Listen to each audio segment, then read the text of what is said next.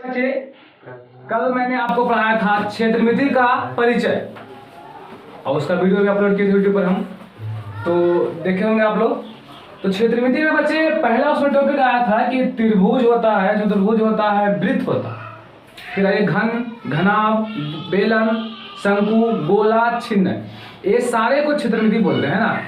तो त्रिभुज चतुर्भुज पढ़ना है बच्चे 9th क्लास में और वृत्त पढ़ना है 10th में। अच्छा, घन, घनाभ, गोला, बेलन, शंकु ये दोनों पढ़ना 9th में भी और 10th में, लेकिन हम सिलेबस लेकर चल रहे हैं 10th का, तो कल आपको शुरू करें वृत्त से, उसके बाद आपको पढ़ाएंगे घन, घनाभ, बेलन, शंकु, गोला, छिन्न। ठीक है, इसमें दो चीज छूट जाएगा आपको, त्रिभुज और चतुर्भुज। उसके लिए मैं स्पेशल एक वीडियो बनाऊंगा और उसके बाद आपको हम यूट्यूब पर उसको अपलोड करेंगे। ठीक है बच्चे, तो आज चलते हैं वृत्त की ओर। तो 10th में चैप्टर का नाम है 12 वृत्त से संबंधित क्षेत्रफल, एरिया रिलेटेड टू सर्किल। तो वहां पे मैं लिख रहा हूँ, ध्यान से देखिएगा। संबंधित क्षेत्रफल, एरिया रिलेटेड मतलब होता है क्षेत्रफल, एरिया मतलब क्षेत्रफल और रिलेटेड मतलब संबंधित, टू मने से और सर्किल मने भी, एरिया रिलेटेड टू सर्किल। देखिए बच्चे, मैं एक एग्जांपल यहाँ से ले रहा हूँ, ठीक है, ऐसे में सारी बातें आपको क्लियर करता है, ध्यान से देखना। वृत्त जो बनता है ढेर सारा बिंदु को मिलाएंगे, ढेर सारा बिंदु मिलाएंगे,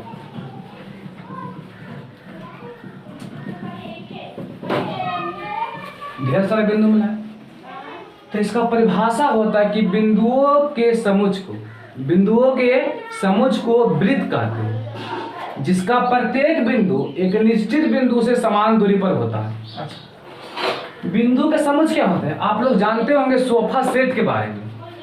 सोफा का सेट, सोफा सेट में सब कुछ रहता है, कुर्सी, टेबल जो है तो सोफा का सामान। अच्छा, एक बर्तन सेट, एक बर्तन है सेट, तो एक बर्तन मतलब सब कुछ रहेगा जो होता है सामान, गिलास, लोटा, थाली, बर्तन का सेट। एक कपड़ा सेट, तो कपड़ा में पूरा रहेगा, पूरा यहाँ से यहाँ, ठीक है। मतलब कि सेट का मतलब होता है उसका हिंदी समुच्च, सेट का हिंदी होता है समुच्च। इसमें हाँ बिंदुओं के समुच्च मतलब ढेर सारा बिंदु है और उसको मिला देंगे, तो मिलाएंगे बच्चे तो इस टाइप से बन जाएगा आकृति, ये बनेगी आपको वृत्त। अच्छा, तो वृत्त का कंडीशन है, एक गोलाकार आकृति वृत्त में डिफरेंट क्या है बच्चे?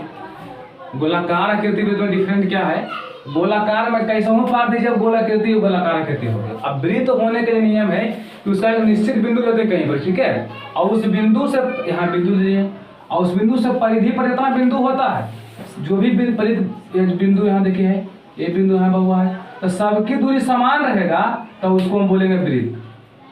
वृत्त का परिभाषा में आराम सुनिएगा, बिंदुओं के समुच्च को वृत्त कहते हैं, जिसका प्रत्येक बिंदु एक निश्चित बिंदु से समान दूरी पर होता है। ये हो गया इसका कंडीशन।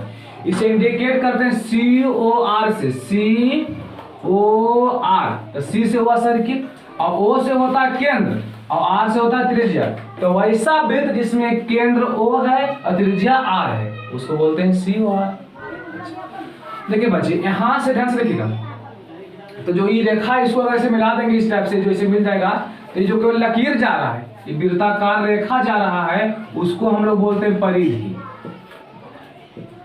उसको बोलते हैं परिधि। फिर आगे बच्चे केंद्र की परिभाषा, तो बोलेंगे परिधि पर की प्रत्येक बिंदु, परिधि पर के प्रत्येक बिंदु जो एक निश्चित बिंदु से समान दूरी पर होता है, जो एक निश्चित बिंदु से समान दूरी पर होता है, उस निश्चित बिंदु को केंद्र कहते हैं, वृत्त का केंद्र कहते हैं। देखिए ध्यान से, यहाँ हमारे कोई निश्चित बिंदु है बच्चे, यहाँ से मिला रहे हैं, सब दूरी समान है, सब दूरी, तो इसका स्पेशल एक नाम देंगे केंद्र। क्या देंगे? जिसे हम लोग O से सूचित किया जाता, O से सूचित किया जाता। अच्छा, अब केंद्र आ गया, तो केंद्र से परिधि पर के कोई भी बिंदु के मिलाएंगे। यहाँ केंद्र है बच्चे, अब परिधि पर ढेर बिंदु होता है, जानते हैं आप लोग, परिधि पर ढेर बिंदु होता है, तो केंद्र से परिधि पर कोई एक बिंदु को मिलाएंगे, उसका स्पेशल नाम देंगे हम लोग त्रिज्या।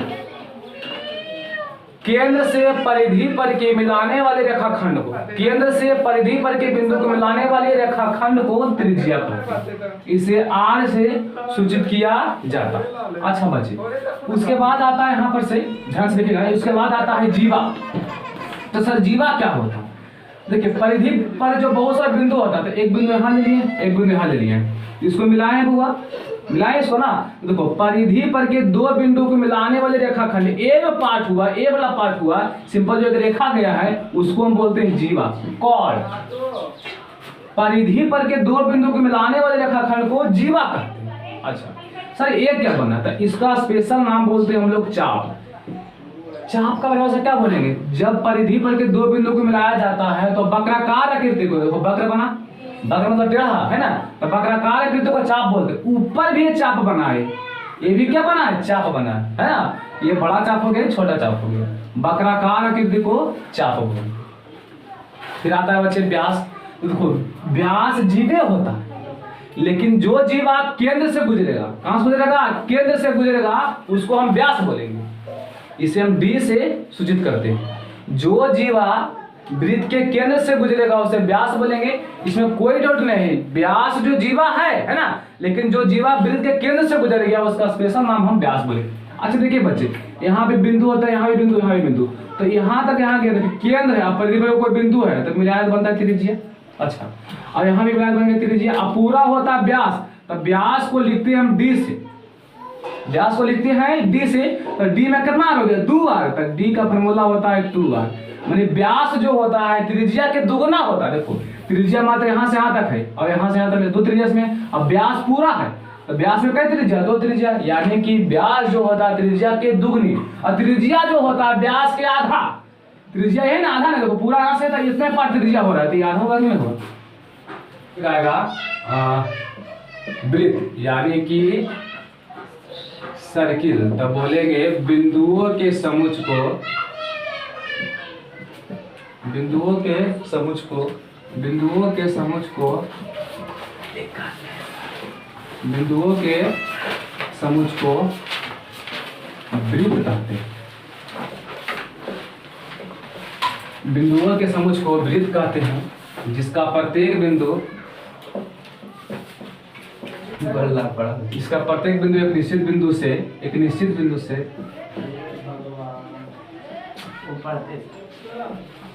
जिसका प्रत्येक बिंदु एक निश्चित बिंदु से समान दूरी पर होता है।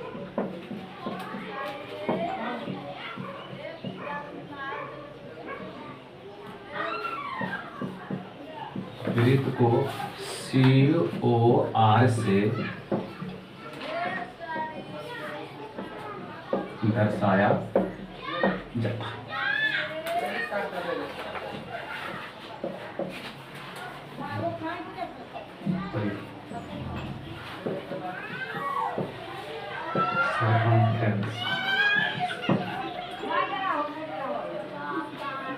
सरकमफ्रेंस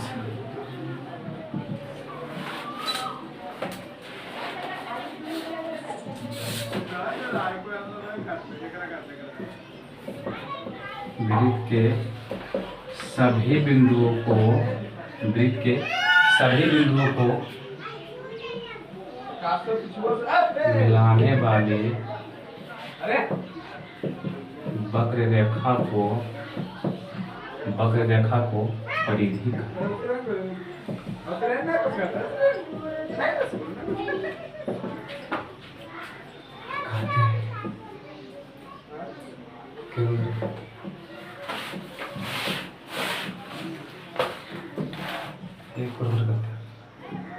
सेंटर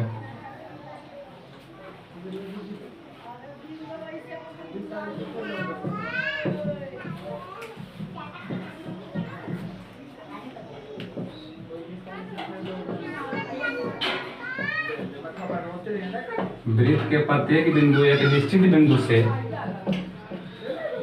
एक निश्चित बिंदु से समान दूरी पर होता है, समान दूरी पर होता है,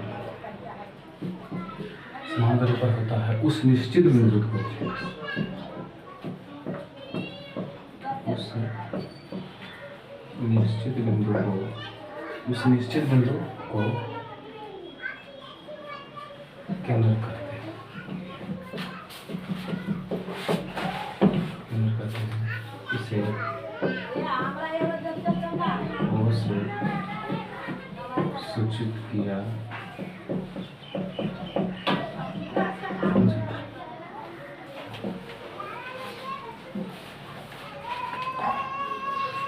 रेडियस।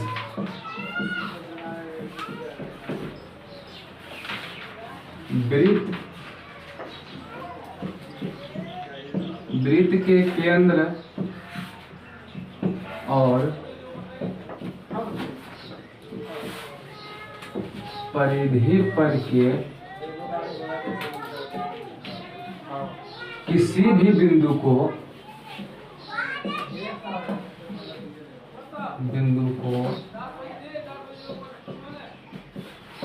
मिलाने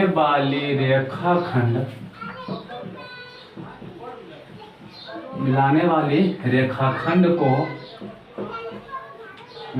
रेखाखंड को त्रिज्या कहते हैं। इसे R से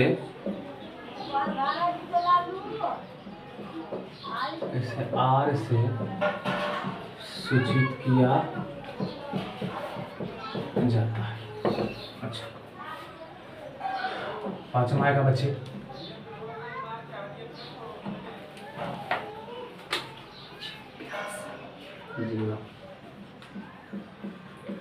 जीवा यानी कि कॉर्ड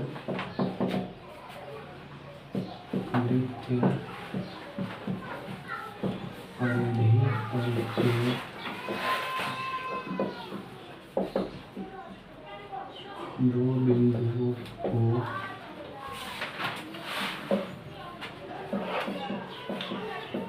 मिलाने वाले रेखाखंड को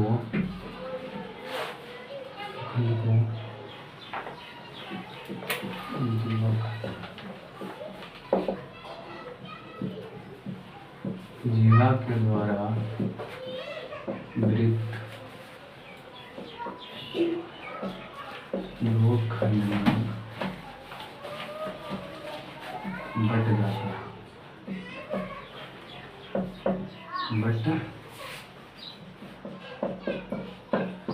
तो प्रत्येक खंड को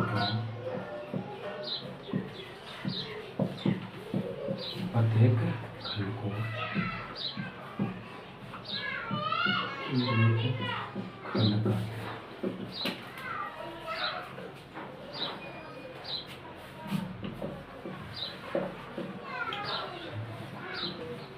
वृत्तखंड दो प्रकार के होता है। पहला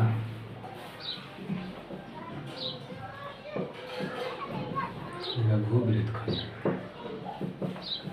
माइनर सेक्टर।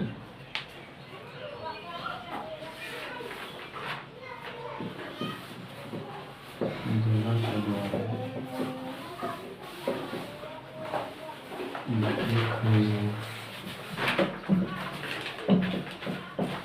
छोटा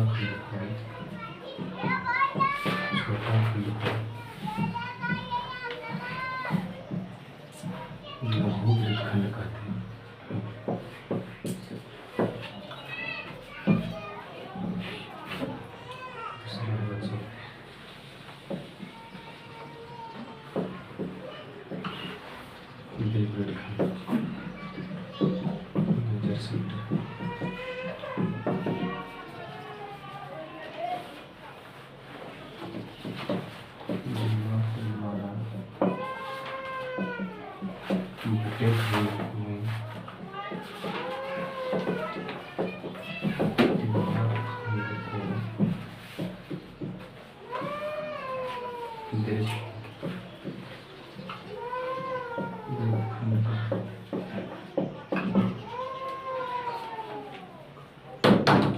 देखिए बच्चे, इसको समझ लेते हैं। पहले त्रिज्या है, यहाँ देखिए त्रिज्या। तो वृत्त के केंद्र, मैं यहाँ छोटा सा वृत्त पा रहा हूँ, ध्यान से देखिएगा, छोटा सा मैं वृत्त पा रहा हूँ, यहाँ दिख रहा जी, छोटा सा वृत्त पा रहा हूँ। तो वृत्त के केंद्र, ये केंद्र हो गया। अब परिधि पर बहुत सारे बिंदु होता है, तब परिधि पर कोई बिंदु को मिलाएंगे, त्रिज्या हो गया। कोई बिंदु मिलाओ, त्रिज्या हो गया। कोई बिंदु मिलाओ, त्रिज्या हो गया। कोई बिंदु मिलाओ, त्रिज्या हो गया। अच्छा, इसे हम लोग R से सूचित करते हैं। अब वृत्त में सभी त्रिज्याएं आपस में बराबर होती है। एक बार ध्यान दीजिएगा, वृत्त में सभी त्रिज्याएं आपस में बराबर होती। जो भी त्रिज्या देंगे सब क्या होगा, आपस में बराबर। अच्छा बच्चे, फिर आए जीवा के बारे में। तो मैंने बताया था जीवा के बारे में कि परिधि पर के दो बिंदु को मिलाएंगे, मैंने मिलाया इसे। परिधि पर के दो बिंदु को मिलाने वाले रेखाखंड को जीवा कहते हैं। जो ए वाला खंड हुआ, ये जो रेखा गया ए बी, उसी को बोलते हैं जीवा। अच्छा, जीवा के द्वारा वृत्त जो है दो भाग में बढ़ जाता है। तो देखो ये एगो बड़ा बटा है, एगो छोटा बटा। तो जो छोटा बढ़ता है उसको बोलते हैं लघु वृत्तखंड, माइनर सेक्टर। लघु वृत्तखंड माइनर सेक्टर। जीवा के द्वारा बटे खंड में छोटा खंड को, जीवा है बहुआ, यहाँ जीवा गया, दो खंड बटा, एक तो बड़ा दिख रहा है, छोटा दिख रहा है आपको। तो ये छोटा खंड हुआ उसको बोलते हैं लघु वृत्तखंड, जो बड़ा खंड हुआ उसको बोलते हैं दीर्घ वृत्तखंड, मेजर सेक्टर। जीवा के द्वारा बटे खंड में बड़ा खंड को दीर्घ वृत्तखंड कहते हैं। ठीक है बच्चे, यहां तक लिखिए आप। आइए बच्चे, आप समझते हैं चाप, ध्यान से लिखिएगा, ये शायद खत्म होगा। चाप, इसको बोलते हैं आर्क। छोटा होगा, अच्छा। चाप यानी कि आर्क, ध्यान से देखिए बच्चे, मैंने वृत्त पढ़ा था, चमक रहा है क्या? ठीक है। तो ये जीवा यहाँ पे बच्चे। अच्छा, जो नीचे वाला पार्ट हुआ इसको बोलते हैं चाप, वक्र पार्ट हुआ और उसको भी बोलते हैं चाप। ठीक है, तो बोलेंगे क्या यहाँ से,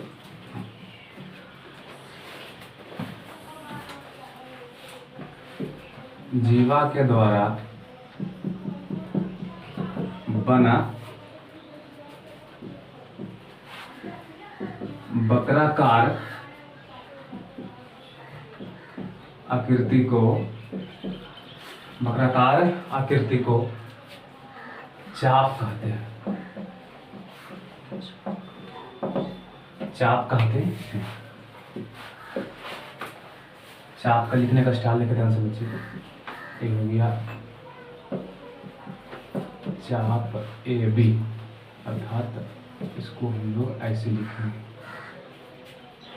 इस टाइप से। देखिए ऐसे लिखा था ना, तो यहाँ ए बी करेंगे और जो ऐसे गया उसको ऐसे कर देंगे, हो गया चाप।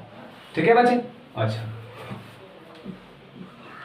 सातवां में व्यास यानी कि डायमीटर। डायमीटर क्या होता है सुनिए। वैसी जीवा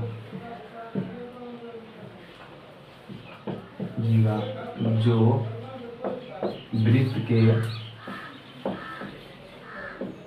केंद्र से होकर गुजरती है उसे वृत्त का व्यास कहते हैं। इसे डी से सूचित किया जाता है। इसे डी से सूचित किया जाता है। चलिए बच्चे, अब यहाँ से समझ लेंगे, थोड़ा सा फिगर पढ़ लेंगे। ठीक है, यहाँ से सब कुछ मैं एक फिगर पर बताता हूँ। फिगर पढ़ने के बाद जितना मैंने लिखा है आपको यहाँ सारे से बता रहा हूँ मैं आपको।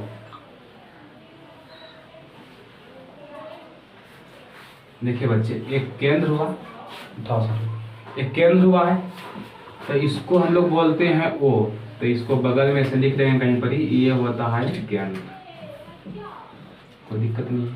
जो बच्चे ये रेखा गया, केवल यही रेखा, ये जो रेखा गया परिधि, मैंने बताया था पिछले वीडियो में परिमाप क्या होता है। जितना भुजा सबको जोड़ेंगे तो यही ना भुजा गया, इसमें एक तरह से गोल भुजा गया, तो इसको हम लोग बोलेंगे क्या, परिधि। अच्छा, अब बच्चे यहाँ पे देखिए ध्यान से, यहाँ पे ये कोई है केंद्र है, वो केंद्र है, और यहाँ से परिधि पर कोई बिंदु है, इसको मिला दिए इसे, ध्यान से देखिएगा, इसको मैंने इसे मिला दिया, इसको मैंने इसे मिला दिया, तो इसका नाम पड़ गया त्रिज्या। वृत्त की सभी त्रिज्याएं आपस में बराबर होती है, ये बात आप ध्यान रखिएगा। अच्छा बच्चे, यहाँ से अगर जब पास करवाते हैं,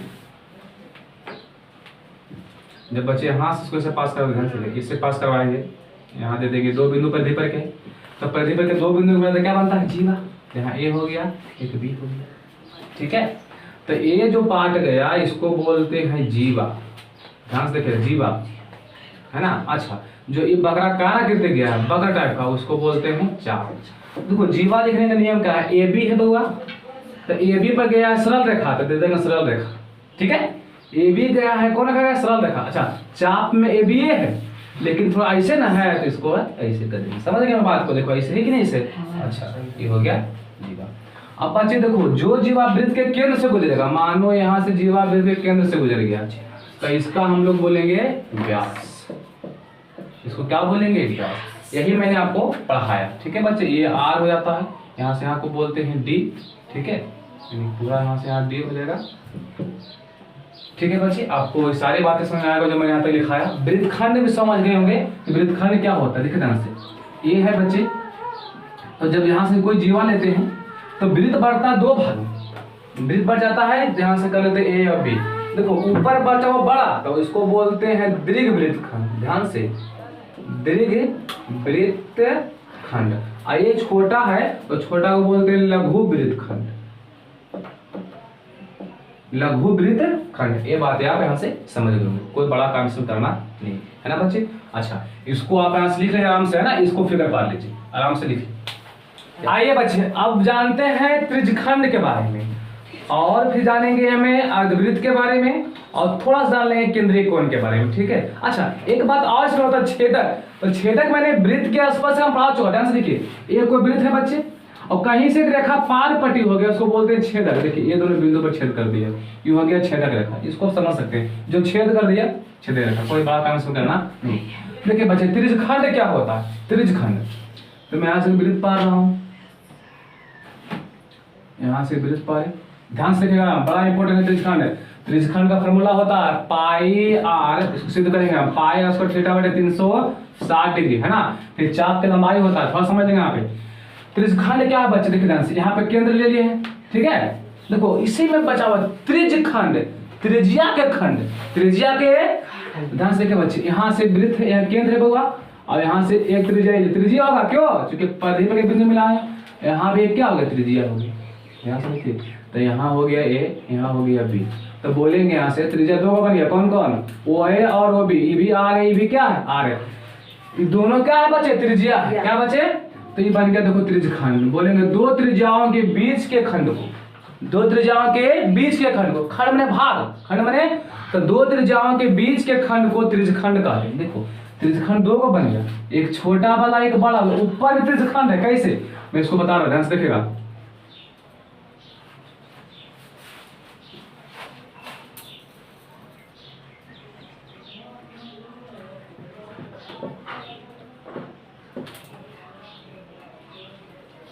एक हो गया बच्चे, और एक हो जाएगा ये वाला, ओ ए बी।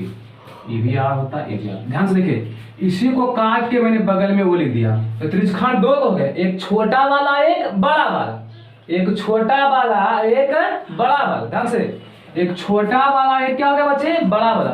तो इसको बोलते त्रिज्यखंड भी, क्या बोलते हैं, त्रिज्यखंड। दो त्रिज्या के बीच के खंड को त्रिज्यखंड कहते हैं। तो ये हो गया, इसका नाम बोलेंगे लघु त्रिज्यखंड, लघु त्रिज्यखंड। और ये हो गया बच्चे दीर्घ त्रिज्यखंड, दीर्घ त्रिज्यखंड। ठीक है, दो त्रिज्या के बीच के पार्ट को, बीच के पार्ट को क्या कहते हैं, त्रिज्यखंड कहते हैं। यहाँ होगा 8वां त्रिज्यखंड।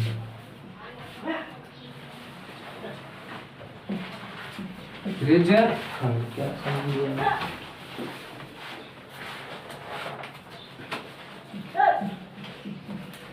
सेक्टर ऑफ, सेक्टर लिखिए बस भैया, त्रिज्यखंड सेक्टर। तो बोलेंगे दो त्रिज्या के, दो त्रिज्या के बीच के खंड को, बीच के, दो त्रिज्या के बीच के खंड को, खंड माने भाग, दो त्रिज्या के बीच के खंड को त्रिज्यखंड कहते हैं, त्रिज्यखंड कहते हैं। यह दो प्रकार का होता है, दो प्रकार का होता है। पहला बोलेंगे बच्चे लघु त्रिज्यखंड,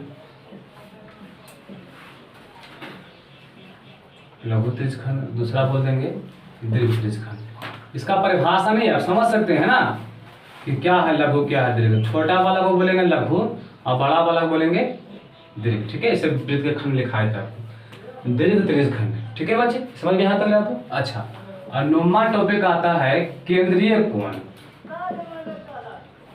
केंद्रीय कोण क्या है, इसको यहाँ उतार दीजिएगा। अच्छा, केंद्रीय कोण को समझिए बच्चे। केंद्रीय कोण देखिए, एक वृत्त में ध्यान से देखो जाइए, एक वृत्त ले रहे हैं, केंद्रीय कोण देखो ध्यान से। केंद्रीय कोण बच्चे यहाँ पे केंद्र है, ठीक है, और ये कोई जीवा है ना, और इस जीवा के द्वारा जो है केंद्र कोण बनता है। ध्यान से देखिए, यहाँ कोण मान लो थीटा बन गया, यहाँ ले लिए ओ, यहाँ ले लिए ए, यहाँ ले लिए बी, यहाँ हो गया आर। तो बोलेंगे वृत्त में जीवा के द्वारा केंद्र पर बना कोण को केंद्रीय कोण कहते हैं। वृत्त में जीवा के द्वारा, वृत्त है बच्चे ये जीवा हो गया, तो जीवा के द्वारा केंद्र पर जो कोण बनता उसी को बोलते हैं हम लोग केंद्रीय कोण।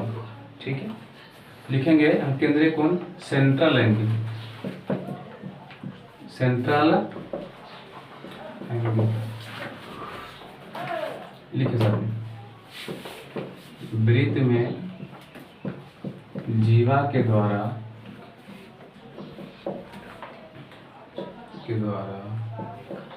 केंद्र पर बना कोण को केंद्रीय कोण कहते हैं।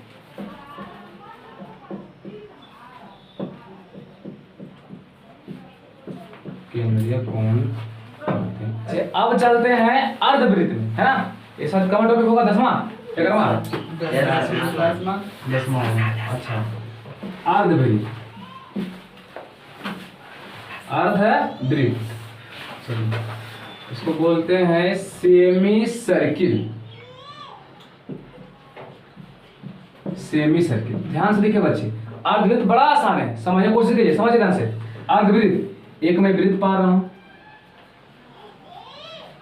पारे वृत्त, कोई दिक्कत यहाँ तक नहीं आपको होगा। अच्छा, केंद्र से व्यास हो जाता है, व्यास हो गया, है ना बच्चे, इसको स्पेशल व्यास बोलते हैं। अच्छा, जब व्यास देखो, केंद्र कहाँ होता है, बीच में, तो व्यास यहाँ से गुजरा तो वृत्त बढ़ गया 2 भाग में, दिख रहा है आपको, एक ऊपर एक नीचे। केंद्र से व्यास गुजरता है तो केंद्र व्यास होता है बीचों बीच में, केंद्र बीचों बीच में होता है। अच्छा, तो व्यास जब गुजरा तो वृत्त बढ़ गया 2 भाग में, तो प्रत्येक भाग को अर्धवृत्त कहते हैं। बीचों बीच से काटा गया ना, तो क्या हो गया, अर्धवृत्त। अच्छा, तो लिखेंगे वृत्त के व्यास, वृत्त को 2 भागों में बांटता है, 2 भागों में बांटता है। तो वृत्त के व्यास वृत्त को 2 भागों में बांटता है, तो प्रत्येक भाग को अर्धवृत्त कहते हैं, है ना बच्चे। आधा वृत्त अर्धवृत्त कहते हैं। चलिए, आप यहां तक समझ गए होंगे, अर्धवृत्त कहते हैं। अब समझिए बच्चों, ध्यान से देखो, यहाँ पे O है, तो यहाँ वृत्त के परिधि में कोई बिंदु है, E हो गया R, E भी हो गया, और पूरा यहाँ से D होता है ना बच्चे। तो यहाँ से नोट में क्या लिखेंगे, पहला बात नोट में लिखेंगे यहाँ से पहला में कि वृत्त के सभी त्रिज्याएं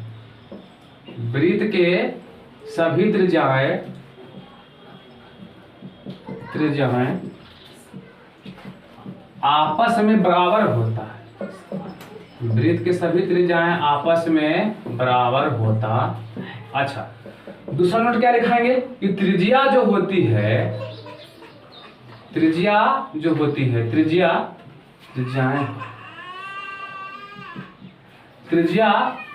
व्यास के आधी होती है। देखिए ध्यान से बच्चे, त्रिज्या जो रहेगा व्यास के आधा, यानी कि जो R होगा वो व्यास के आधा, तो व्यास होता है D, तो D/2 आधा। ध्यान से देखिए, 8 का आधा होता है 4, तो 8 का आधा 4 कैसे आया, यानी कि 8/2 बोलेंगे तो 2 चौका 8, है ना।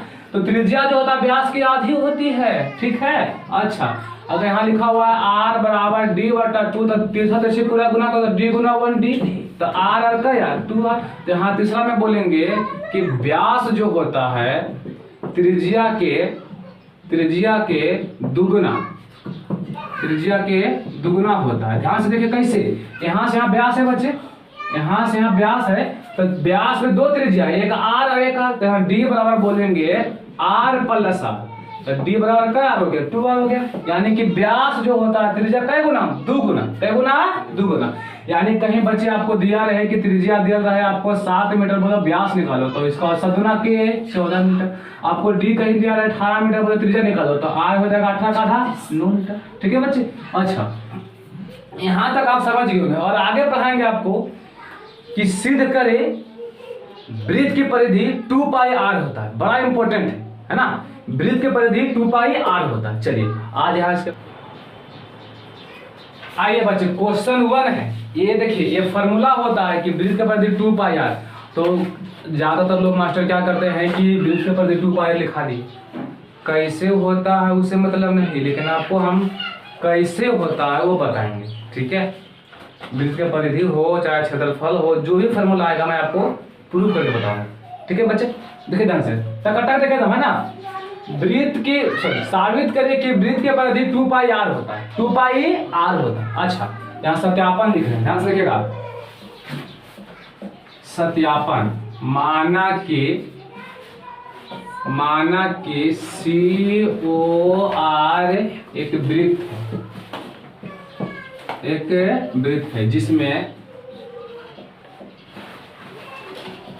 व्यास है D।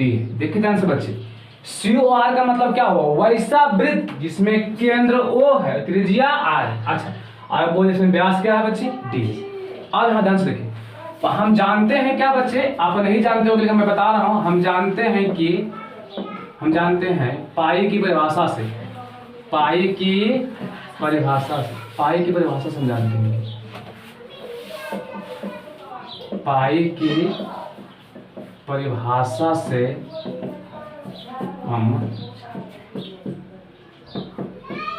जानते हैं कि वृत्त की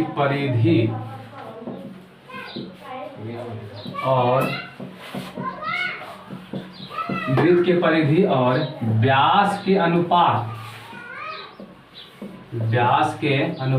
एक नियतांक होता है, जिसे पाई कहते हैं। देखिए आप पाई के बारे में नहीं जानते होंगे, थोड़ा समझ लेंगे। पाई का खोज आर्यभट्ट 476 ईसा पूर्व में किए थे। आर्यभट्ट भारत के गणितज्ञ थे, है ना। उन्होंने पाई का खोज किया, तो उन्होंने परिभाषा दिया पाई की परिभाषा दिया कि वृत्त की परिधि और व्यास के अनुपात। देखिए ध्यान सुनिएगा, वृत्त की परिधि, इसलिए चूंकि वृत्त की परिधि है ना। अच्छा वृत्त की परिधि और व्यास अनुपात में तो पटा, तो यहाँ ले लेंगे व्यास, वृत्त की परिधि और व्यास। किसका व्यास, वृत्त का व्यास। अच्छा वृत्त की परिधि और व्यास कि जो अनुपात होता है उसका हम लोग बोलते हैं, जो नियतांक होता है। ध्यान सुनिएगा, हम जानते हैं कि वृत्त की परिधि और व्यास के अनुपात एक नियतांक होता है, तो इस नियतांक को ही पाई बोलते हैं। इस नियतांक को ही क्या बोलते हैं, पाई। सर पाई होता है क्या करें, तो पाई बता दिए भाई वृत्त की परिधि और व्यास के अनुपात को पाई कहते हैं।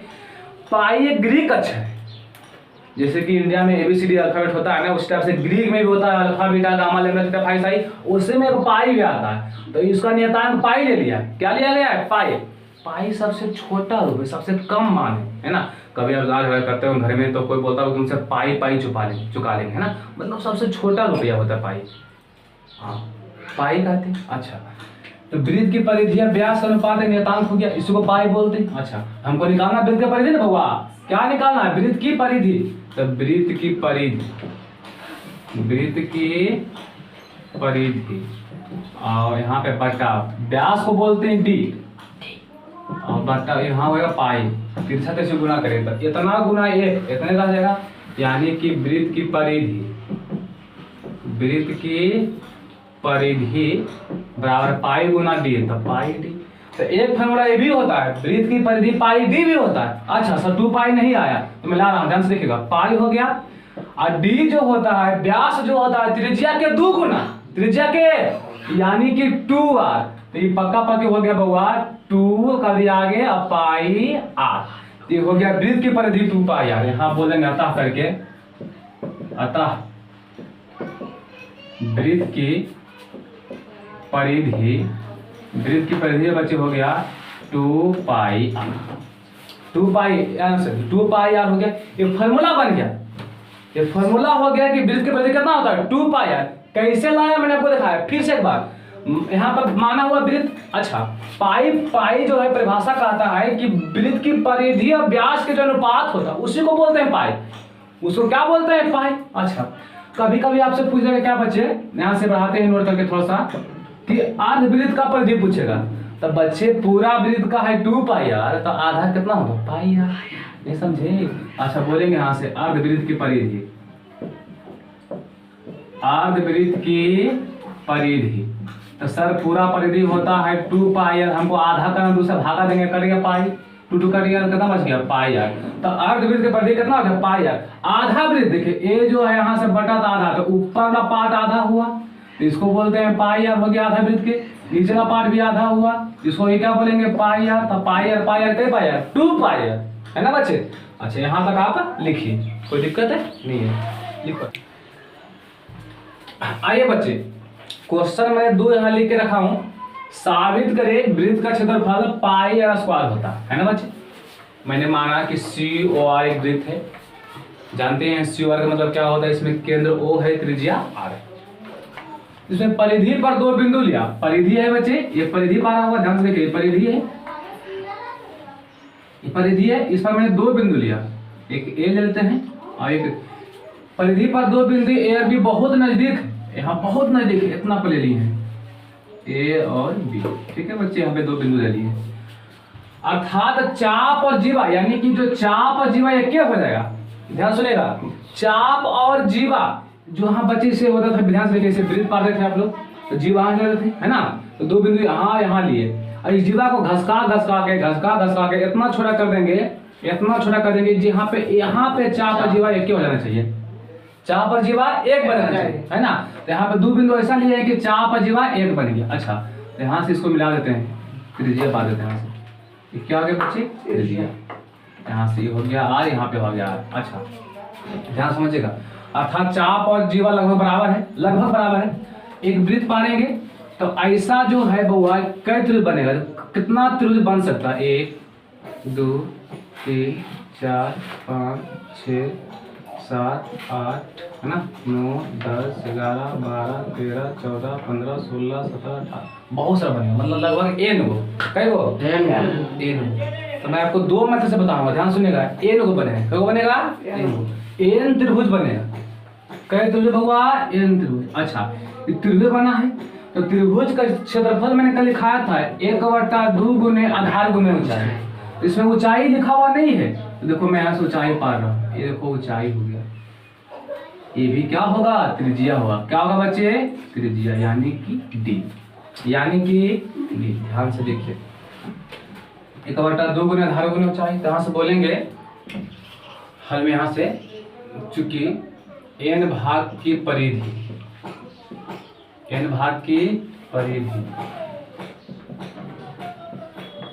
देखिए वृत्त में कई भाग रहेगा, n भाग, क्या रहेगा n भाग, तो n भाग की परिधि होगा 2 पाई r, होता है कि ना होता है।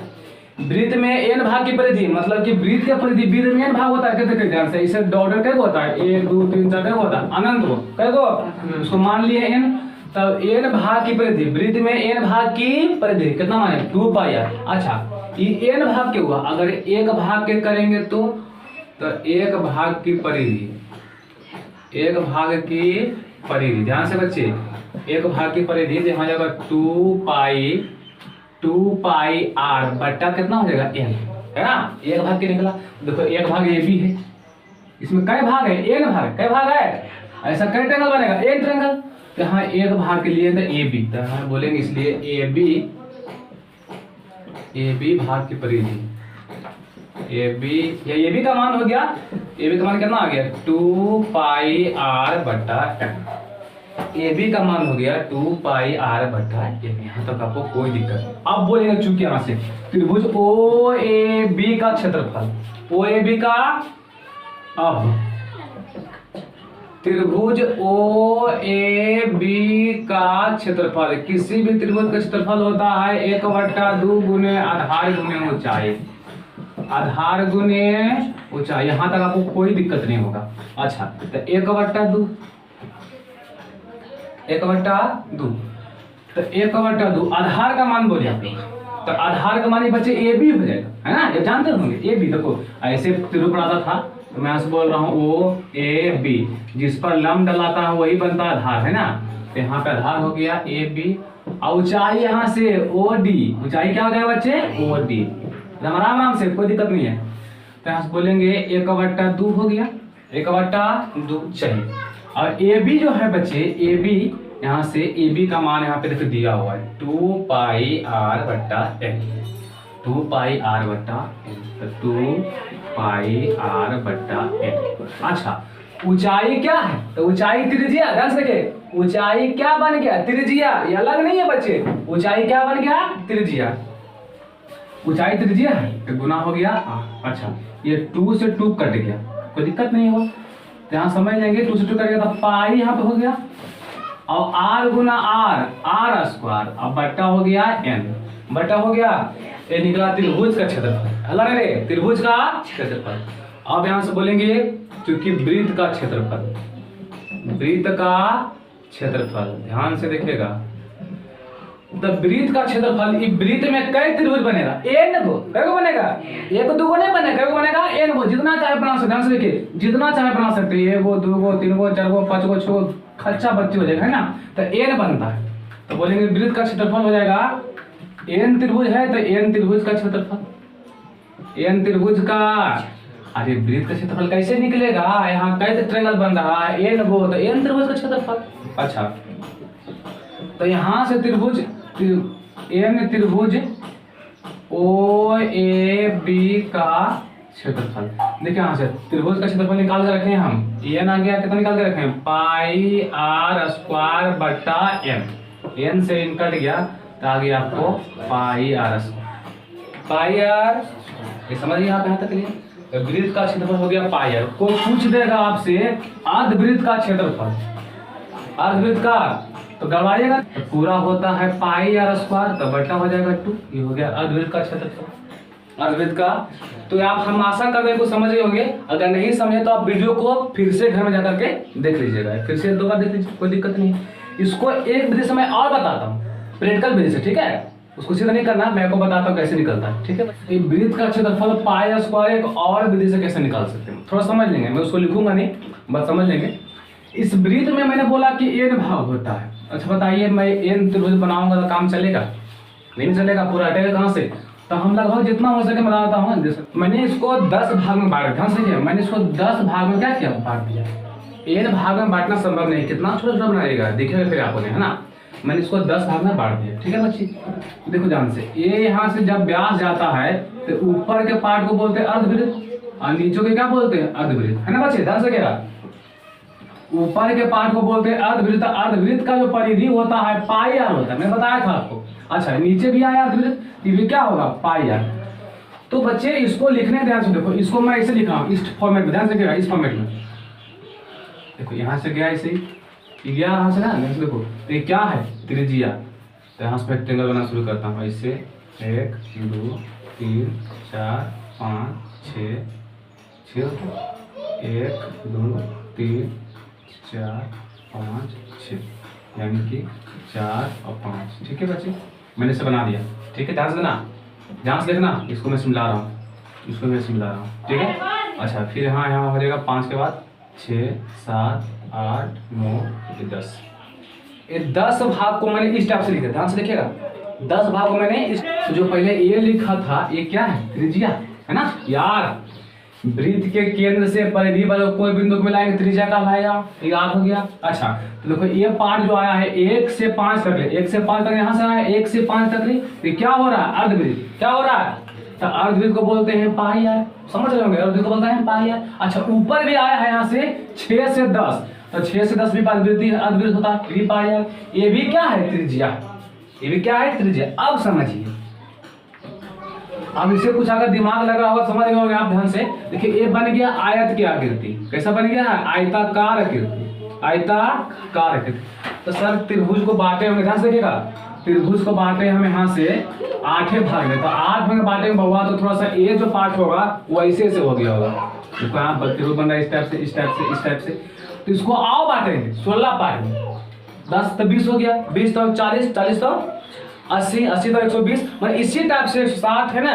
फिर मतलब कि अनंत भाग में बांट देंगे, ठीक है। तो हम आपको देखने के लिए 8 भाग में बांटे हैं। जब अनंत भाग में बांटेंगे तो ये जो ऐसे ऐसे आ जा रहा है, ऐसे नहीं, सीधा पूरा हो जाएगा। क्या हो जाएगा? पूरा सीधा। इसलिए बच्चे मैं इसको और बांट दूंगा, ऐसे ध्यान से देखिए, इसको मैं और बांट देता हूँ, और बांटता हूँ, और जो कुछ में ऐसा आएगा कि एकदम सीधा हो जाएगा, है ना। जीवा और चाप बराबर हो जाएगा, कंसेप्ट वही रहेगा। जीवा और चाप क्या हो जाएगा? बराबर।